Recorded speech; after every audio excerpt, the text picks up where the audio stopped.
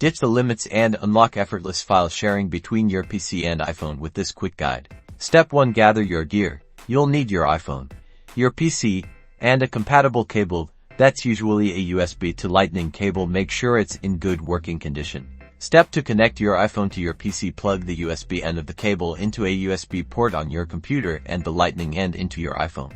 Step 3. Trust your computer. Your iPhone might prompt you to trust this computer. Tap Trust on your iPhone and enter your passcode if requested. This establishes a secure connection. Step 4. Access your iPhone's files on your PC. Open File Explorer or Windows Explorer. You should see your iPhone listed under Devices and Drives or in the left-hand sidebar, labeled with your iPhone's name. Click on your iPhone. Step 5. Navigate your iPhone's storage. Double-click on internal storage or the equivalent to see the folders inside. You'll typically find folders like DCIM for photos and videos, and potentially folders for documents or other apps, depending on what apps you have installed. Step 6. Transfer your files. This is the easy part.